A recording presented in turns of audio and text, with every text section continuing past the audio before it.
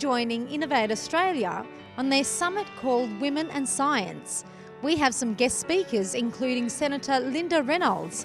I'm interested in getting to know these powerful women and some of the advice they have to give. How did you start? How did all this come about? We started organizing events about over 5 years ago.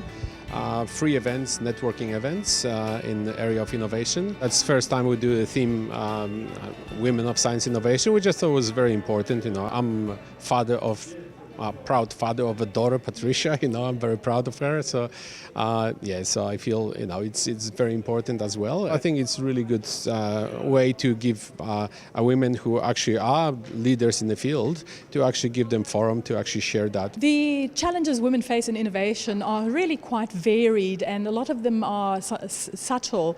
We see often structural challenges within industry and within sectors that prohibit women from entering innovative businesses and innovative jobs.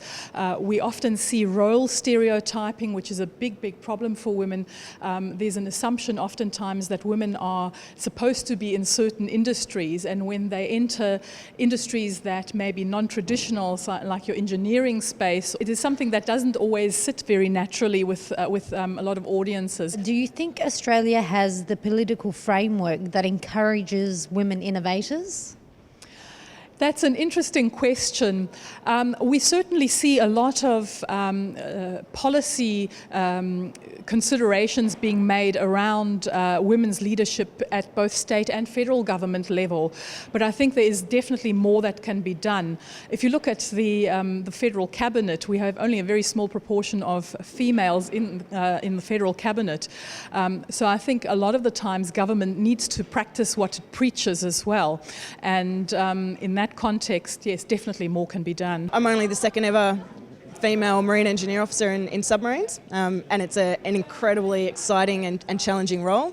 So I wanted to promote that, but also have done a lot of thinking recently about what it is to be a woman in a very male-dominated environment, and how we can be supported and how we can best grow. The leadership and personal development, personal growth aspects of being in the Navy is a very big focus for them. Leadership training starts from day one, and I've had a whole lot of support. I've been sponsored onto leadership programs recently, being supported to come and speak at events like this and encourage STEM careers for women. So absolutely support. I wouldn't be here without the support. Innovate Australia started about 5 years ago with my colleague Peter Kasperschak. We met in an event almost 2 years ago. We started a company, not-for-profit organization, with two other members and two other directors, which is Innovate Australia. And how have you seen this grow over the last few years? The last few years were interesting because we also at the same time we noticed that this drop-off of the mining boom. There's lots of effort that have been generated recently to diversify, to look at something else, and innovation is very important at this level. Today we've just seen a perfect example of that. Women from all industries